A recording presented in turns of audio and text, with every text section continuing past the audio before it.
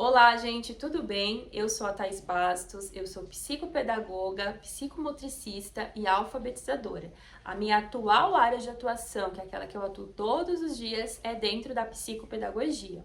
Lógico que trago aí a bagagem, então os meus atendimentos, o meu plano de intervenção, se a criança está com atraso de coordenação motora, então também sei trabalhar um pouquinho com ela, porque eu tenho a pós em psicomotricidade. Se a criança está com muito atraso na alfabetização, eu tenho a pós em alfabetização, então isso também está dentro ali da minha sessão.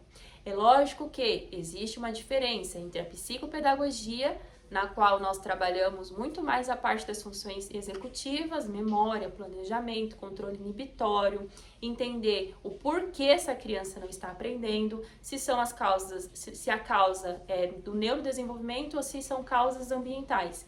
E existe ali o reforço escolar, que reforça os conteúdos que estão sendo apresentados dentro do âmbito educacional.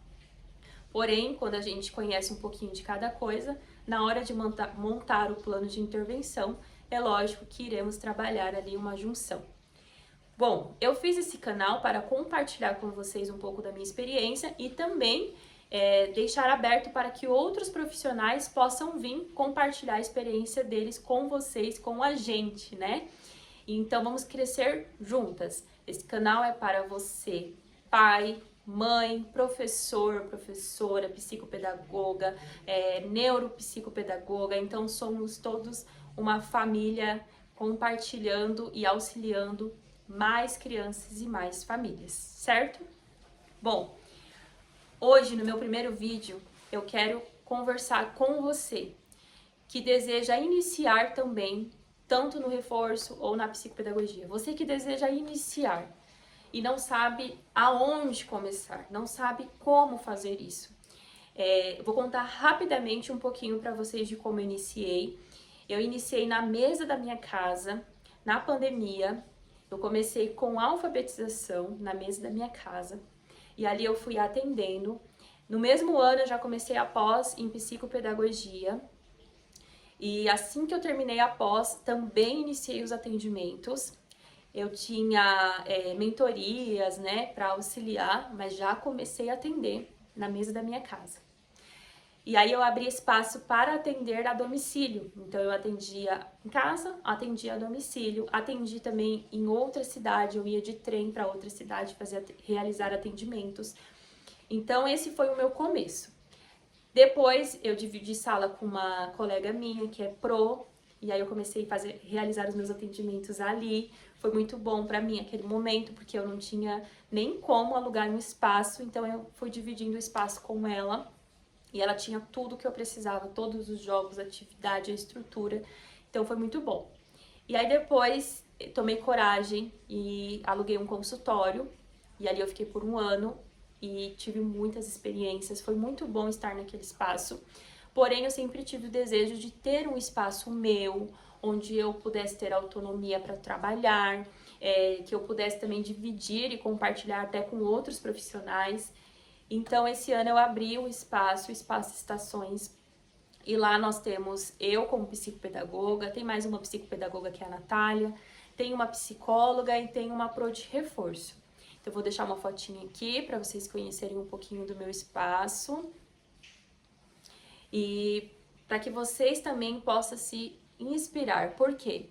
Quando a gente olha, né, na grama do vizinho, a gente acha que ela é mais verde, que foi mais fácil para o outro ou que a gente não vai conseguir chegar lá. Mas eu digo com propriedade, se eu conseguir, você consegue. Porque eu vim de, assim, gente, muita pobreza, né? Não tive pai, eu precisei prestar o Enem para cursar a pedagogia. Então foi tudo muito difícil, mas aos pouquinhos, com propósito, com conhecimento e dedicação, as coisas vão acontecendo, Deus vai abençoando. Enfim, essa é a minha história. Como você inicia? Eu sempre falo, se você não tem condições, não tem um apoio já para alugar um espaço, montar e iniciar, inicia de baixo, vai devagarzinho, começa na sua casa, sabe? Você não vai ter custo, então começa na sua casa, compra um material, compra assim, vamos supor, materiais simples, gente. tesoura, cola, lápis de cor, borracha, massinha de modelar, compra uns 2 jogos, porque às vezes você termina a atividade, aí para a criança não ficar ociosa, você coloca um jogo. Então, você mesmo pro de reforço. Comece como você pode começar. O importante é você iniciar, depois as coisas vão acontecendo. Então, comece na sua casa. Thaís, na minha casa não dá. Não tem, assim, espaço, estrutura. Então, inicie a domicílio, tá? Thaís, peguei uma família que eu não consigo atender ela a domicílio. Aluga um espaço por hora. Tem muitas salas comerciais que você aluga por hora, tem lugares que é 30, 50 reais, e aí você cobrando um atendimento vai de 80, você consegue arcar. Mas inicie, tá vendo? Tem passos. Pode ser na sua casa, pode ser a domicílio, pode alugar um espaço por hora, tá bom? Então, Thaís, eu iniciei. O que eu faço no meu primeiro atendimento? No seu primeiro atendimento, você pro de reforço. Com certeza, conversar com a família, entender esse caso, fazer uma sondagem com o seu aluno para entender quais são as dificuldades que estão sendo apresentadas. Você, psicopedagoga, neuropsicopedagoga, primeiro atendimento já entra na sua anamnese, no seu mapeamento. Você precisa primeiro fazer sessões avaliativas para entender todo o contexto. Então, eu vou dizer as minhas sessões, tá? A minha primeira sessão é a anamnese, a minha segunda sessão é com o paciente, que depende muito da idade, né? Então, em determinada idade eu chamo de EOCA, e quando a criança já é um adolescente, a sessão é com o paciente. Então, ó, primeira anamnese, a segunda é com o paciente, a terceira é com a escola, e depois você realiza mais algumas sessões onde você pode aplicar escalas e testes, que isso fica para um próximo vídeo. Então, Thaís, eu quero iniciar. É isso que você precisa. Mais nada além disso. Você pode assistir todos os vídeos. Iniciar é você dar o primeiro passo e começar. Então, inicia dessa forma. Ou na mesa da sua casa, ou a domicílio, ou alugando um espaço. Primeira sessão, o que eu vou fazer? Se é pro de reforço, você vai conversar com a família, vai se apresentar e vai fazer uma sondagem com o seu aluno.